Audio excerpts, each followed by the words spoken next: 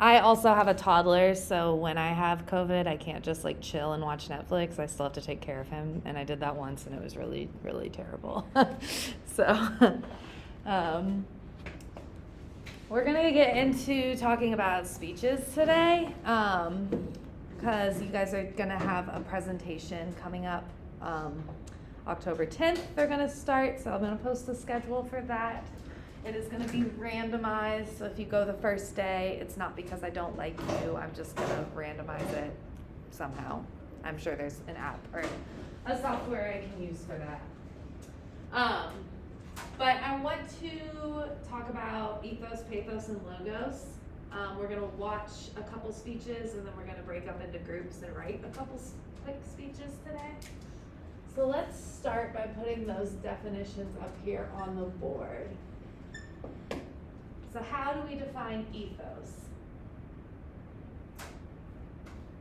This is chapter 1 of your textbook that we read a couple weeks ago. If you have your textbook, you need to refresh. Yeah. I think ethos appeals to the reader's sense of credibility. To the speakers, but yes. Yeah, so the speaker, and I say speaker meaning someone giving a speech, or as a writer, you would be the speaker of the essay. So speaker's credibility, or character, but I'm not gonna. So can you all think of some ways that you would establish ethos? Say, giving a speech. Yeah. You could like talk about your background and say like, I was involved in this like A, B, C, and D, and I have like this degree and whatever. Yep, totally. Austin, were you gonna say something similar or? Perfect. Any other ideas of how you can establish ethos?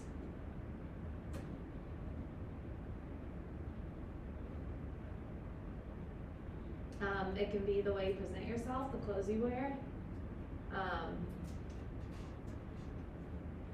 We'll see, because we're going to look at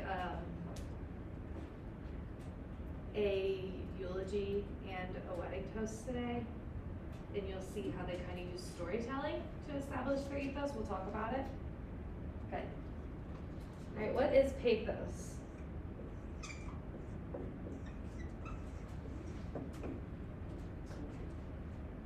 Yeah, It's emotion. yeah, using emotion. Can anyone think of an example of a way you could use emotion in a speech? Yeah, Austin. I think one that's pretty common is that someone just did a shelter video where it has like sad music and it shows like dogs or cats or animals or like Yeah. cold. Yeah, that is such a good point. It's using imagery, music. If you put a picture of a puppy up with like a really sad Sarah McLachlan song, like we all know what is gonna happen. But if you just see a picture of a puppy, it's like happy, you know, so music adds that layer. I was asked by a teacher once to watch my favorite horror movie on mute and see if it was still scary, and it really made me notice how, as we go into Halloween, you guys can think about that, how music is used to build suspense in horror, set that kind of mood. So yeah, using imagery, using music, that's great.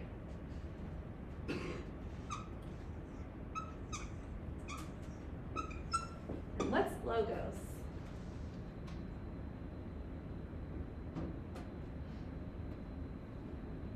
Yeah, Austin. Using logic.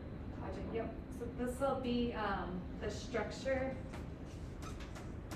The book defines it as the structure of your argument.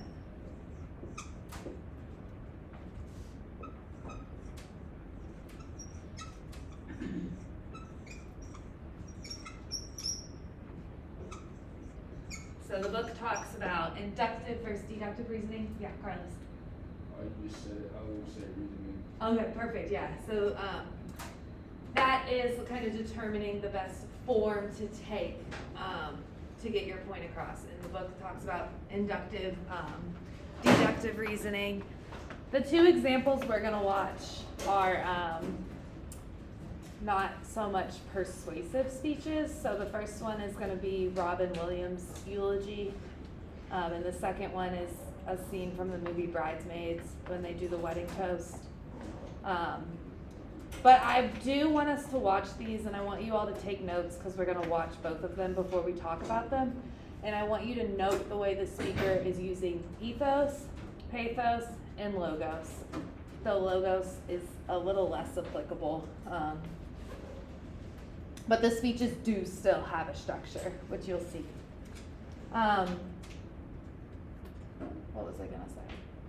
Oh yeah, a common misconception, and I've heard from students that in high school they were taught to only think about one of these, like make an argument using ethos, make an argument using pathos, make an argument using logos. In this class, we're always thinking about these three things working together. We're always thinking about them being present. You know, as a writer, as a speaker, you're always developing ethos. You want some logic. The book talks about how pathos has been considered secondary to logos, but now they're considered equal. People make decisions based on emotions and not logic all the time. So these are going to be, all three of these things are going to be considered equally important. They're all always present in everything we consume, from television ads, TV shows, speeches, books we read, etc. So I'm going to turn off the lights real quick. So these are easier to view. And again, we won't talk about these until the end of watching them, so just write down some things you notice about how the speakers use these.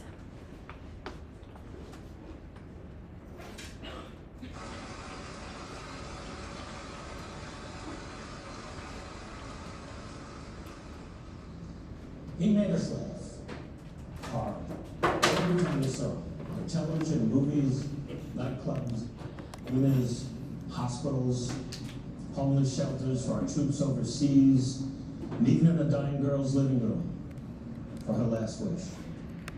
He made us laugh, big time. I spent many happy hours with Robin on stage. I mean, the brilliance was astounding. The relentless energy was kind of thrilling. I used to think if I could just put a saddle on him and stay on for 8 seconds, I was going to do okay. Robin, Whoopi, and I once were in Shea Stadium in the broadcast booth with the great Tim McCarver. It was Comic Relief Day for the New York Mets, and Robin knew nothing about baseball. I asked him, what's your favorite team? And he said, the San Franciscos. So he was a little lost in the conversation, so I got an idea, and I said, you know, Tim, we have a great Russian baseball player with us. And I looked over, his eyes got all bright, his ears perked up. It was like he was a little dog that was inside all day, and the master came and said, hey, you want to go for a walk? So I said, what's baseball like in Russia? Without missing a beat, he said, well, we only have one team, the Reds. Well, the next pitch, the batter foul went off and came screaming back at us. We ducked down and slammed against the wall. Robin turned around and bounced into his hands, and he stood up and screamed, I love America, I'm gonna defect. He could be funny anywhere. We were such close friends. He would come to all of our great family functions, weddings, bar mitzvahs, that kind of thing. And he would sit with my older immigrant relatives, like he was one of the guys. And he would tell them about his journey from his little shtetl in Poland to America. One uncle of mine said, I came to America after World War II and I hitchhiked. And Robin said, I waited till there was a 747 and a kosher meal. Well, as genius as he was on stage, he was the greatest friend you could ever imagine. Supportive, protective, loving. It's very hard to talk about him in the past because he was so present in all of our lives. For almost 40 years, he was the brightest star in the comedy galaxy. But while some of the brightest of our celestial bodies are actually extinct now, their energy long since cooled, but miraculously, Because they float in the heavens so far away from us now, their beautiful light will continue to shine on us forever. And the glow will be so bright, it'll warm your heart, it'll make your eyes glisten, and you'll think to yourselves, Robin Williams, what a concept. All right, so take a moment, collect any final thoughts on how this speaker used ethos and pathos to make this eulogy. So this is from like a comedy movie, so it's meant to be, it's not an actual wedding toast, but I still want us to think about these same things that these two women are using, ethos and pathos.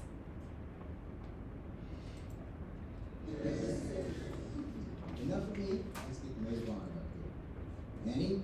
Hi, Annie Walker.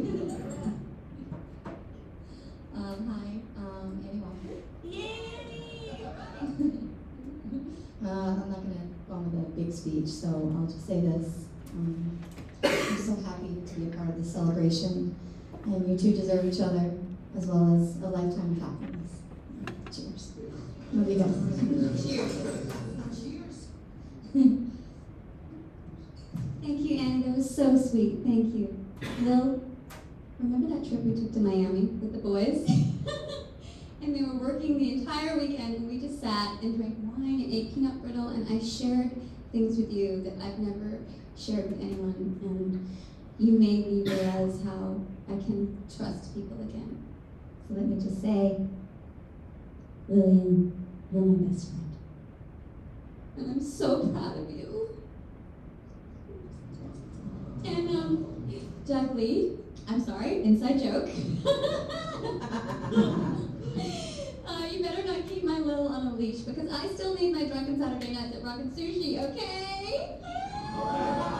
Everybody, raise your glasses to the couple of the decade, Doug and Lillian.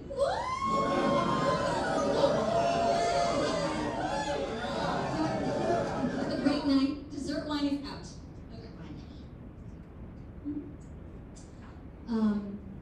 I just wanted to say really quick that you're so special to me because, well, one of the reasons is because I've known you my whole entire life, and you've really helped shape who I am. Just want to thank you for carefully selecting me as your maid of honor. You got some other choices, but you're like my sister, and I love you.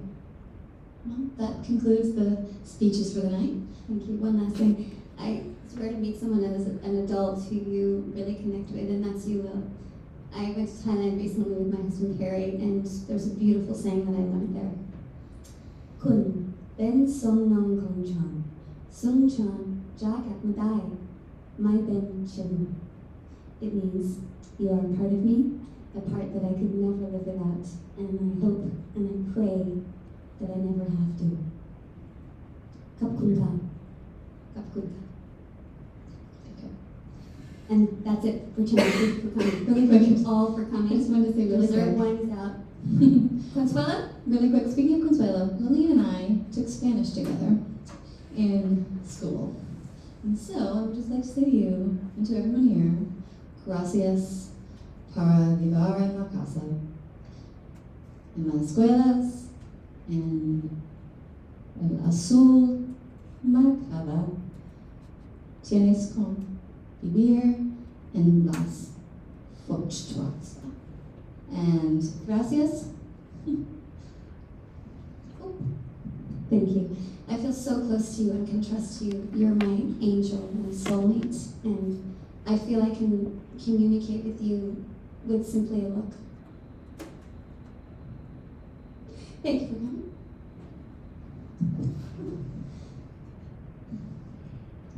Yep, I got it.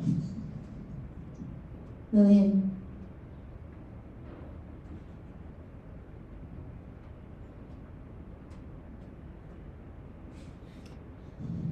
Keep smiling, keep shining, knowing you can always count on me. For sure, that's what friends are for. Good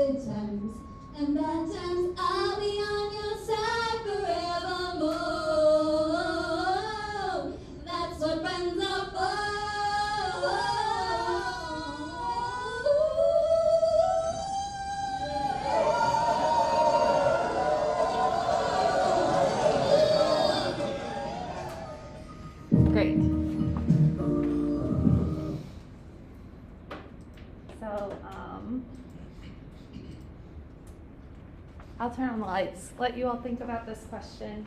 So first about how these speeches are what they share in common. And you know, it doesn't get much more different than a eulogy and a wedding toast, but I think you can still find some commonalities in them. Did anybody pick up on any of those? Yeah, Olivia. I think for the eulogy, he used comedy as an emotion, or like, you know what I'm trying to say? Yeah. Laughter and like joy, because he knew that's like, I feel like what Robin would have wanted, and that's who he represented, if that makes sense. Yeah. So to connect with the audience, he used that Yeah. instead of like sadness or whatever. Yeah, that's a really great point. Anything else that you all noticed they have in common? Yeah. So they both used or built ethos by telling stories. Yeah.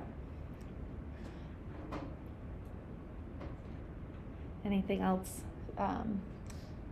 you all notice that these share? What about how they're different?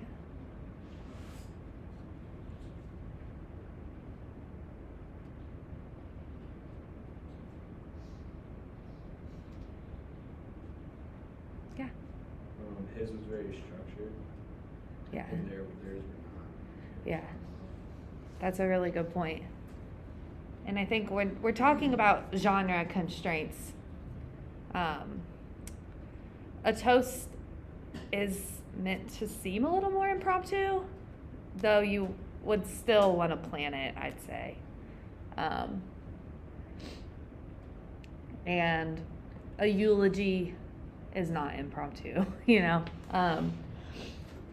So I think that makes sense for the genre constraints, but yeah, in the Bridesmaids one, like, they're obviously kind of going off the rails, and it's really a competition of ethos, right? And trying to establish who's closer to the bride. Anything else you all noticed how these were different?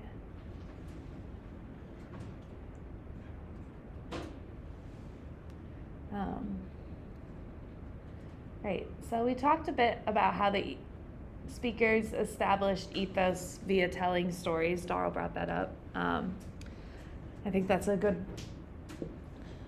point. Definitely something I hope that you guys would mention. And particularly in the Bridesmaids one, you see, like I said, there's a kind of competition where one is, I've known you longer, and the other is, I've known you, like, I spend more time with you as an adult. We're always together. We've traveled together.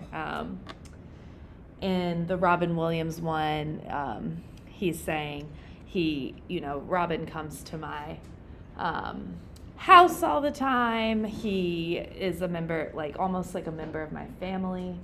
So by establishing this ethos, how does that change the speech versus if they went up and just talked about that person without sharing their personal connection? How would that be different?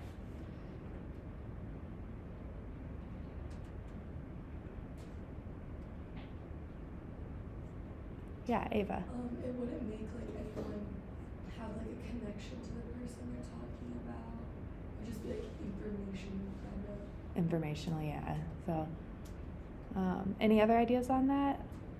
Yeah, Olivia. Kind of to piggyback off what she said, it wouldn't feel genuine, and the audience wouldn't necessarily 100% understand what they're trying to say.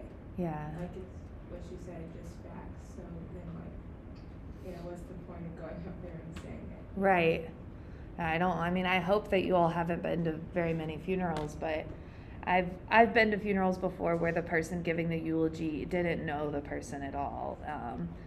Was maybe just a priest or something, versus a eulogy given by someone who really knew the person. It's very different. And I would argue that the ethos feeds into the pathos, into the emotion of the speech by having this close connection. But what other ways is pathos, emotion, being used in both of these speeches? One or the other, or both?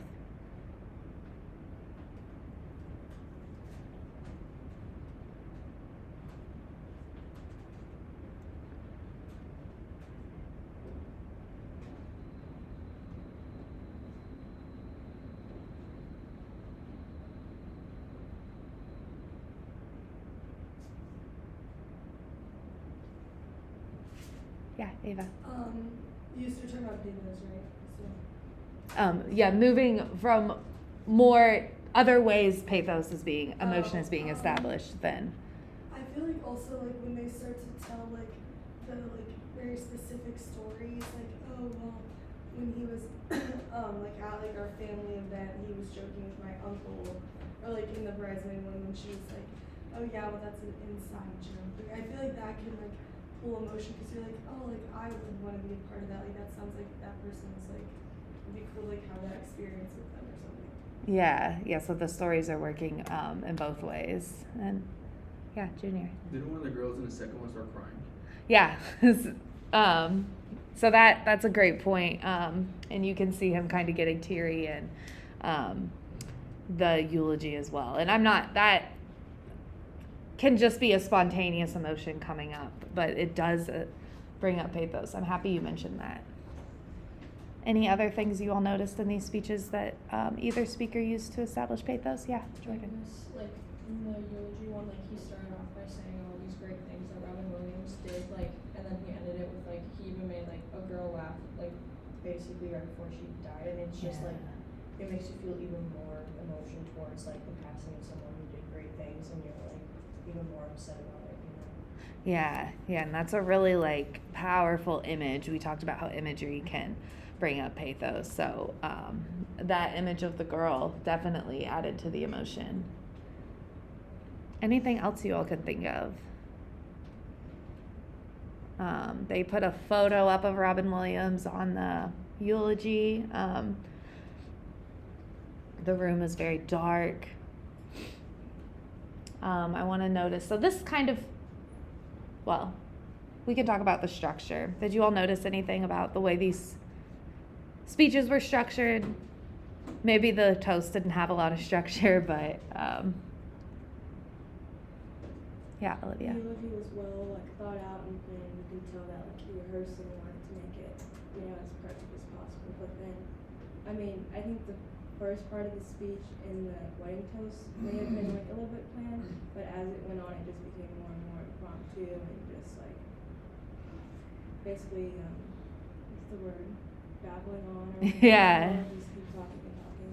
And what effect, you can answer this or anyone, what effect did that have on the bride? She just kind of lost interest. Yeah. Got annoyed and embarrassed, kind of. Yeah, it gets awkward because, you know, they kept trying to end the speech and the other person will come up. Right. I want to point out the structure in the eulogy as well into moving from telling stories about Robin into kind of talking about the stars, and saying like some of the brightest stars have long been burned out. Like he's getting a little more, taking a more spiritual angle, using a metaphor, kind of talking about death and grief. That's something you'll see in a lot of eulogies, talking about the person, but then also talking about, you know, we need to just celebrate people's lives like they're always here with us. A convention of a eulogy. Anything else you all want to talk about with either of these speeches? I think the wedding toast as well, and sharing stories about the bride. The one lady, you know, she did the quote from Thailand kind of about love, and that's a convention. If you all have been to any weddings, that's a convention you'll see in toast as well, kind of talking about love, pulling in a quote about love in general. So thinking about that move from the personal into kind of something applicable to love in general, death in general, mourning in general. Right, so we're gonna, this is from the book, so I'm not this morbid where I'd be making you all write pretend eulogies for each other, but, so I'm gonna try to.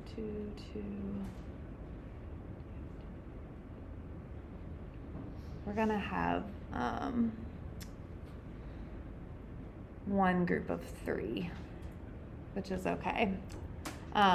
So what I'm gonna do is have you all, I'm just gonna break you into groups. So we'll do Carlos and Nyla, Amari and Austin, Ava and Jordan, Olivia Jr. and Darrell, Bogle and Owen, Alvin and Danya, Logan and Ismar. Okay? Hopefully I got everyone's names. So you guys are gonna get into groups.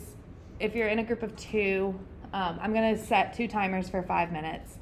So if you're in a group of 2, one of you is gonna start and write a wedding toast for your partner in the first 5 minutes, and then you all are gonna switch, and the other person is gonna write the eulogy for the partner. In the group of 3, you guys are just gonna have to, I'm trying to think, sorry, I got lucky and had even number in my last class. So just try to work a little faster, I guess. And choose, each of you take a turn. So write, Darrell write either a eulogy or a toast for Olivia. Olivia do that for Junior. Junior do that for Darrell. I'm sorry that you guys will just have to work a little bit faster. But what I want you to pay attention to is the kind of information you need to gather. And then as well as how you're just going to write something quick. You're not going to read them out loud. We're more just going to talk about the process and notice like the word choice, tone, delivery. Does that make sense? I'm sorry to the group of 3. That kind of threw a wrench, but I think you guys can figure it out. Yeah, Carlos. So can you explain to me this? Yeah, so I'm going to set a timer for 5 minutes. And one of you is going to go first. Either you or Nyla. You're gonna ask each other some questions. You guys can completely make this up because you can make up facts about your life or your relationship or whatever. But ask the questions you would need in order to write either a toast for her wedding or a eulogy for a funeral. And then write a quick speech, and then we're going to do another timer for 5 minutes, and you all will switch, and the other person will ask the questions and write the speech. And again, I'm sorry it's kind of a morbid exercise. I pulled it from the textbook, but it's all just kind of pretend, more just thinking about the kind of info you would need to gather to write a speech like this. We're thinking about occasional speeches and genre constraints here. Does that answer your question? Great. So I'll put a timer up on here so you guys can see. And if you need to move around the room, do that.